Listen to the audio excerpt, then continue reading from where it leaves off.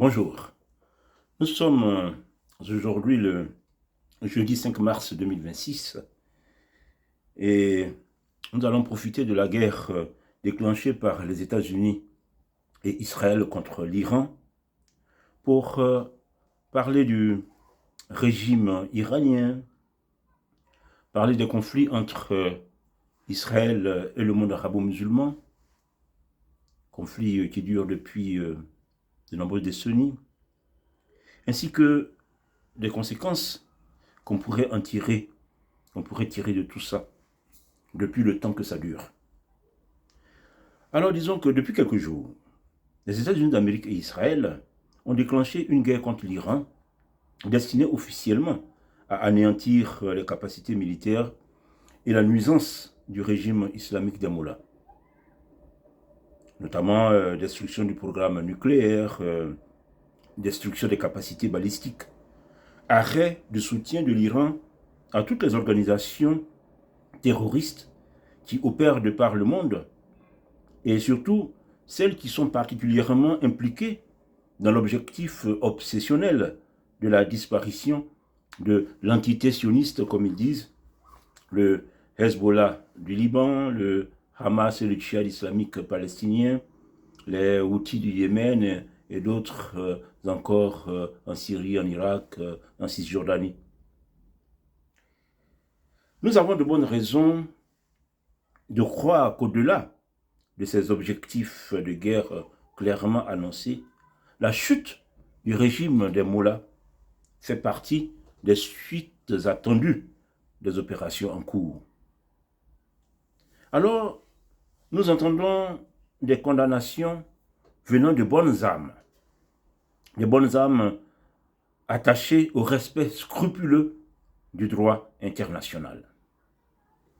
Ne soyons dupes de rien.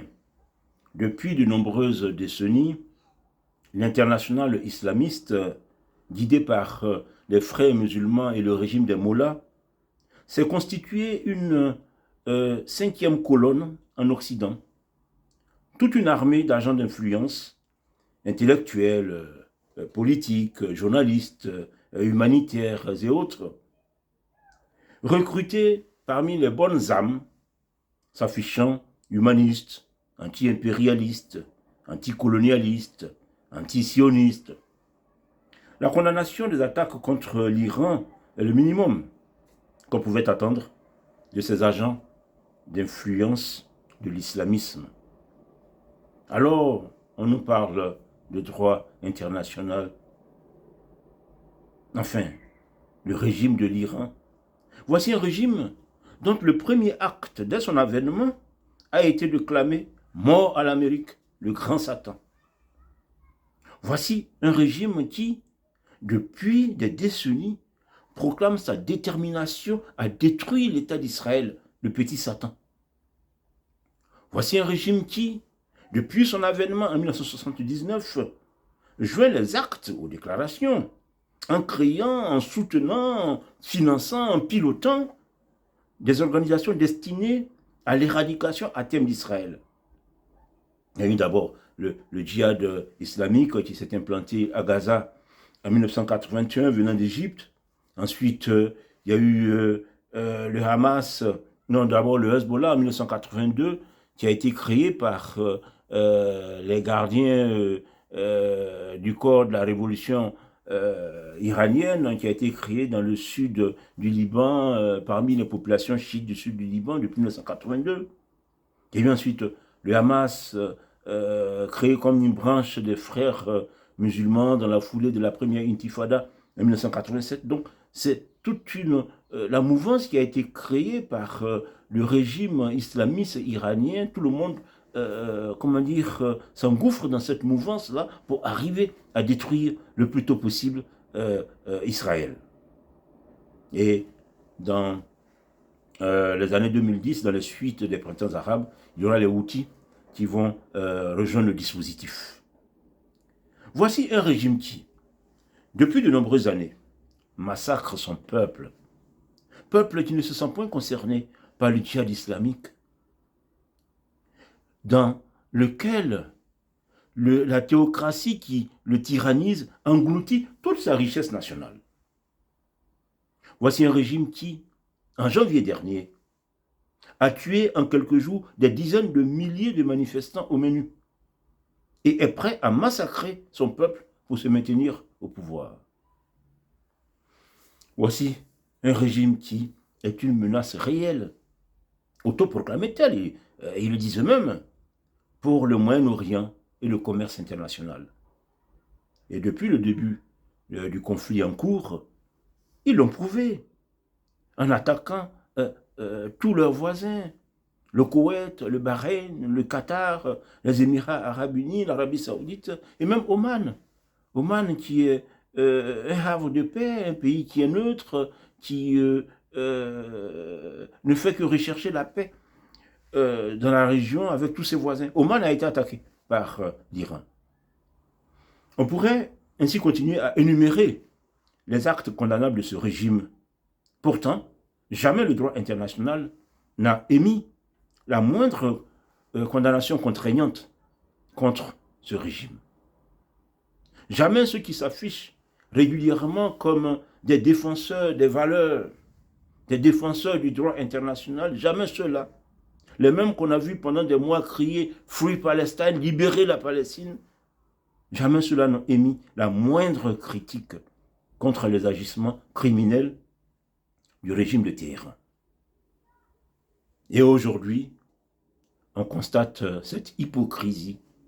On entend le Conseil des bonnes âmes dénoncer l'attaque américano-israélienne contre l'Iran en évoquant une violation du droit international.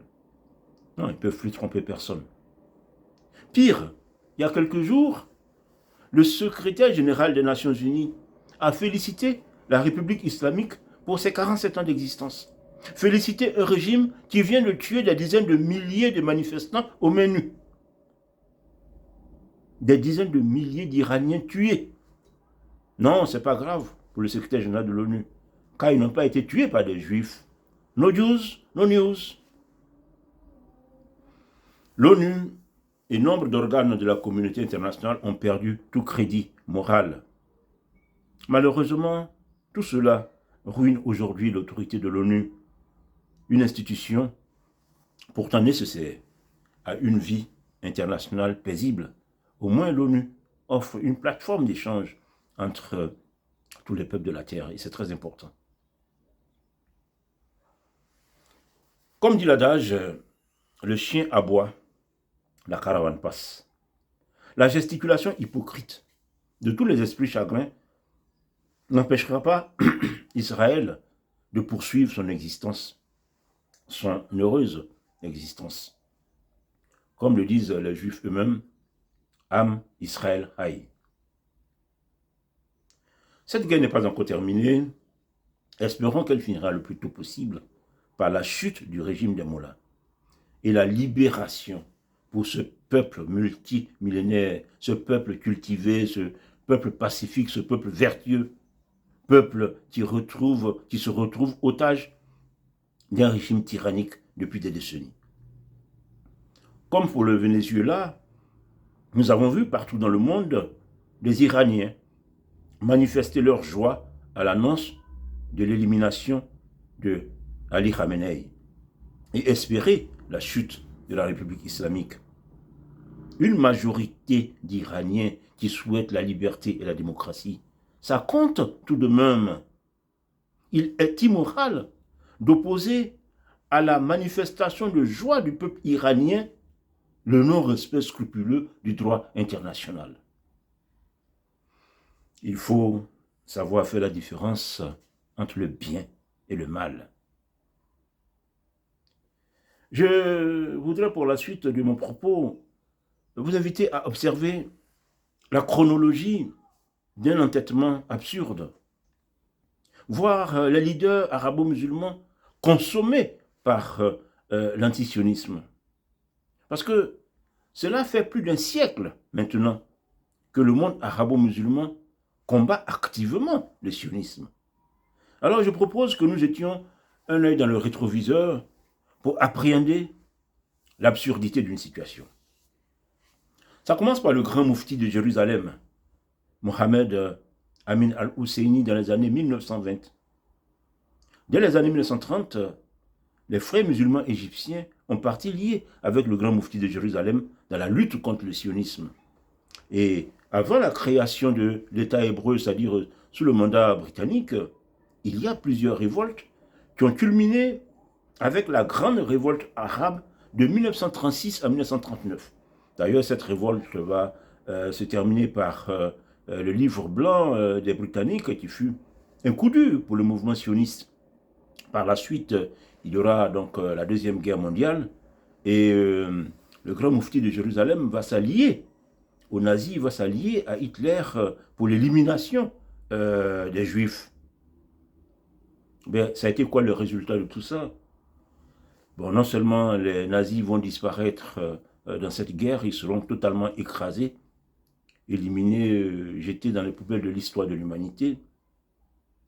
Et cela, tout ce qui aura été fait n'empêchera pas la création de l'État d'Israël dans les suites de la guerre et sa victoire dans sa guerre d'indépendance de 1948 à 1949. Et le grand moufti de Jérusalem, qu'est-ce qu'il va devenir? Il va perdre toute influence et mourir dans l'oubli. Mourir dans l'oubli à Beyrouth au Liban dans les années 70, en 1974 je crois.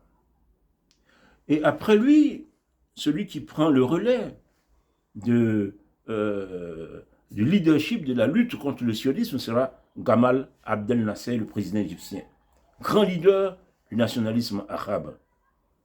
Nationalisme arabe bâti autour de la cause unificatrice de l'antisionisme, c'est-à-dire la disparition de l'État d'Israël.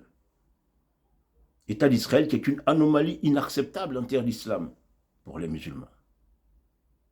Et Gamal Abdel Nasser va conduire le monde arabe dans cette guerre de 1967, où ils vont subir une déculottée, une humiliation plus grande encore que celle de 48-49, une vraie catastrophe.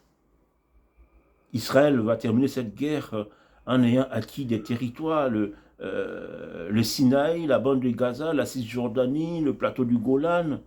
Une humiliation totale du monde arabe. Tout ce qu'ils feront, c'est de dire que leurs trois fameux non, non à la reconnaissance d'Israël, non à toute négociation avec Israël, non à la paix avec Israël, voilà. Mais l'humiliation était grande à tel point que Gamal Abdel Nasser ne supportera pas. Il va mourir 2-3 ans plus tard, très jeune, à l'âge de 52 ans. Et après Gamal Abdel Nasser, celui qui prend le flambeau pour la lutte contre le sionisme, c'est Yasser Arafat. Yasser Arafat, le héros de la bataille de Karameh. Il faut reconnaître à Yasser Arafat le mérite d'avoir permis une auto-identification de son peuple comme les Palestiniens. Parce que il faut savoir qu'avant les années 60, la Palestine, les Palestiniens, ça n'existe pas. Voilà. Déjà dans la résolution 181 de l'ONU, en novembre 1947, qui propose le partage de la Palestine en 2 États, c'est un État arabe et un État juif. Donc il y avait des Juifs palestiniens, il y avait des Arabes palestiniens, il n'y avait pas un peuple qui s'appelait spécifiquement un peuple palestinien, non. C'est dans les années 60 que Yasser Arafat va réussir à donc donner à son peuple cette identification. Voilà, donc ça, il faut lui reconnaître ce mérite-là. Et Yasser Arafat va développer des liens étroits avec l'Union soviétique et toute la gauche révolutionnaire pour pouvoir combattre Israël. Et il faut dire que la gauche révolutionnaire, par solidarité avec l'islamisme, dont elle veut se servir pour faire disparaître la civilisation chrétienne en Occident, adopte l'antisémitisme qu'elle cache sous la façade de l'antisionisme. Alors, il y aura cette stratégie, puisque nous sommes dans les années 60, les années 70, les grands moments de l'anticolonialisme, donc il y aura cette stratégie de faire passer la lutte des Palestiniens pour une résistance contre le colonialisme. Bon, ce n'est qu'une manipulation mensongère de l'histoire. Il n'y a aucune tentative de colonialisme dans le cadre du sionisme. Mais ils vont travailler, ils vont bosser, et avec l'Union soviétique engagée à leur côté, Yasser Arafat va obtenir quelque chose de très important. La résolution 3379 de l'Assemblée générale des Nations unies en 1975, décrétant que le sionisme est une forme de racisme et de discrimination raciale. Ah non, c'était grave, ça dit que les fondements même de l'État d'Israël sont atteints, puisqu'on considère le sionisme comme une forme de racisme et de discrimination. L'Union soviétique a utilisé son influence, son activisme, son poids pour obtenir cela. Et tout cela était destiné à aller vers la disparition de l'État d'Israël. Bon, finalement, cette résolution sera révoquée en 1991, après l'effondrement de l'Union soviétique. Alors Yasser Arafat, ça a été quoi ces deux grands objectifs? Évidemment, le premier, le principal, c'était la destruction de l'État d'Israël. Rester dans la veine de non à la paix avec Israël, non à des négociations avec Israël, non à la reconnaissance d'Israël. Au bout de 20 ans, 2 décennies à peu près, il va se rendre compte qu'il ne pouvait pas atteindre ces objectifs-là. Alors, pour éviter lui-même d'être hors jeu dans toute cette lutte antisioniste, il va s'empresser à la fin de la seconde moitié des années 80 de créer, de proclamer l'État de Palestine et chercher à négocier vers la fin des années 80, début des années 90 avec l'État hébreu pour arriver à créer un État palestinien consistant à côté d'Israël en attendant de pouvoir plus tard, quand l'occasion se présentera, faire disparaître Israël. Mais même là, il va échouer. Pourquoi? Parce que avec le temps, il faut dire que les extrémistes de tous les bords, que ce soit du côté des juifs comme du côté des islamistes, les extrémistes de tous les bords avaient, gagné en importance. Et en plus, il y a le fait que Yasser Arafat lui-même n'était pas sincère dans sa volonté de paix avec Israël, puisque l'autorité palestinienne a toujours payé les Palestiniens qui attaquent Israël. C'est-à-dire qu'un terroriste palestinien, soit qui meurt dans une attaque suicide, soit qui est arrêté et emprisonné par les autorités israéliennes, mais ce terroriste, ses parents reçoivent une pension de l'autorité palestinienne. C'est-à-dire que Yasser Arafat paye les terroristes qui attaquent Israël. Bon, comment voulez-vous dire dans ces conditions qu'on veut la paix avec ses voisins? Donc tout cela fait qu'il va échouer. Il va échouer puisque il n'arrivera pas à faire disparaître l'État d'Israël et il n'arrivera jamais à créer un État palestinien digne de ce nom. Aujourd'hui, l'autorité palestinienne, l'État palestinien, c'est un ectoplasme qui n'a aucune consistance. Et il va mourir en 2004 en ayant totalement échoué, après 40 ans de combat. Yasser Arafat partagera un peu la scène avec Ahmed Yassine, le fondateur du Hamas, lui qui était totalement radical, qui a refusé pendant plus de 20 ans toute négociation ou accord avec l'État hébreu, qui a même rejeté les accords d'Oslo. Il va lui aussi mourir en 2004, assassiné par l'État hébreu. Et puis nous avons la vraie hécatombe à laquelle nous assistons depuis le 7 octobre 2023. Ismaël Haniyeh, Yahya Sinwar et tout le haut commandement du Hamas éliminés. Hassan Nasrallah et tout le haut commandement du Hezbollah, le Hezbollah dont on disait que c'était une autre paire de manches, qu'il pouvait détruire Israël. Le Hezbollah, en 10 jours, on a tous suivi l'opération des Beepers, en 10 jours, a été mise à genoux par Israël. Donc on a Hassan Nasrallah et tout le haut commandement éliminé. À la suite de l'affaiblissement du Hezbollah, le régime d'Assad, ennemi juré d'Israël, est tombé. Et depuis quelques mois, tous les hauts gradés militaires et scientifiques de l'Iran, tous ceux qui étaient impliqués dans le programme nucléaire, le programme balistique, et enfin le guide suprême de la révolution islamique, Ali Khamenei, tout ça, éliminé.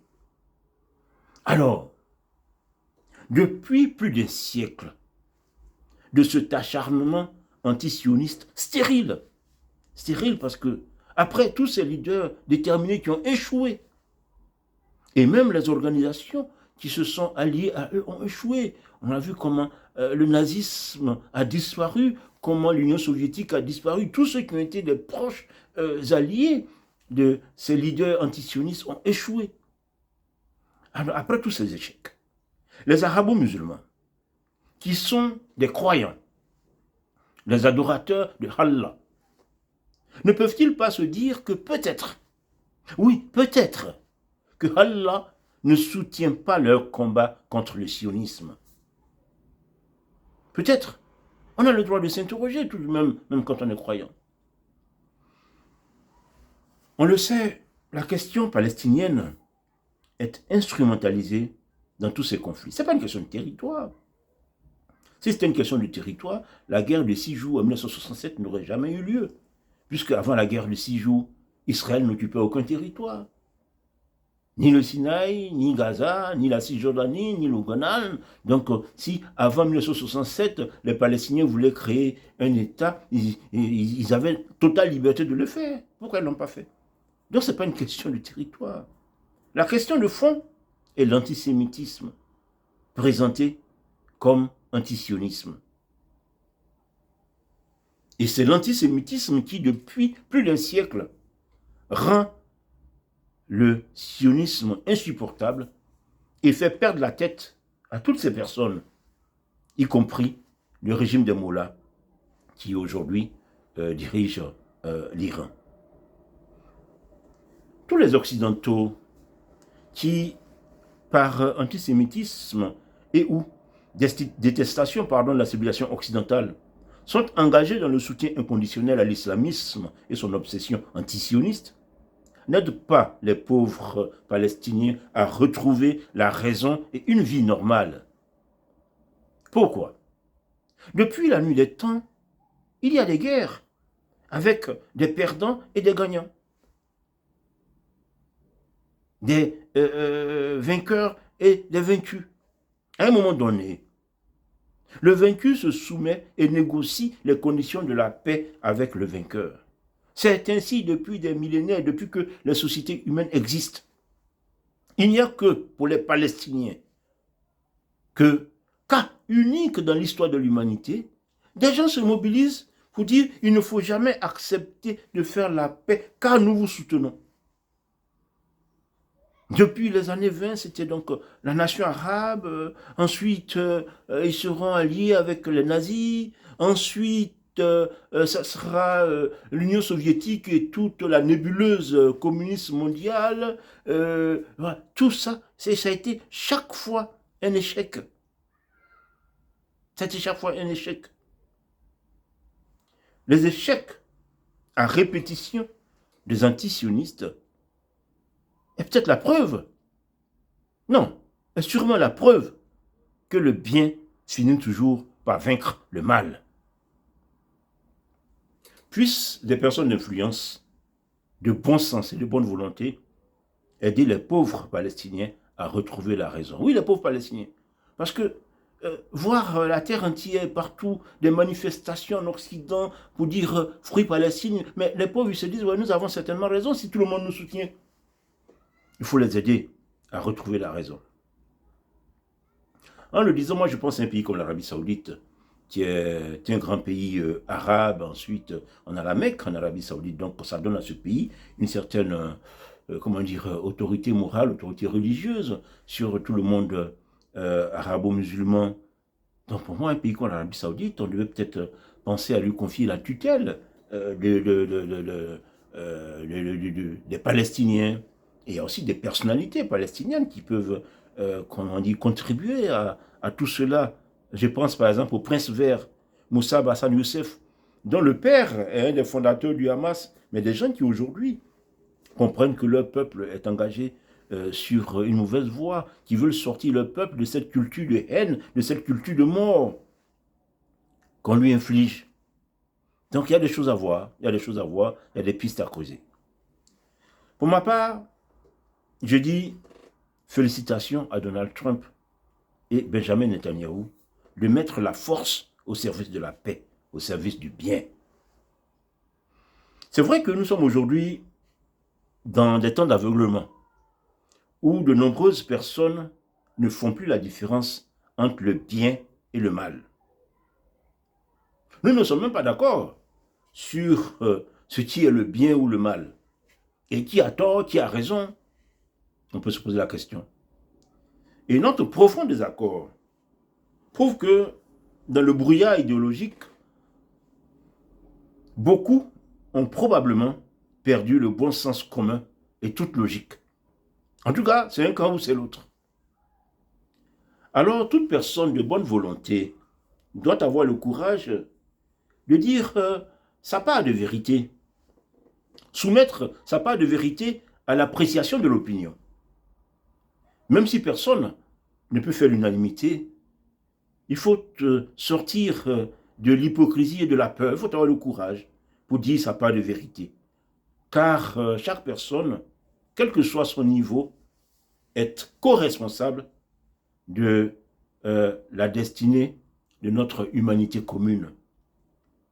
Et c'est ma part de vérité que je donne comme une œuvre de miséricorde spirituelle. Dieu bénisse Israël, Israël qui a le droit d'exister et qui a le droit de se défendre contre tout ce qui menace sa sécurité. Gloire à Dieu, je vous remercie.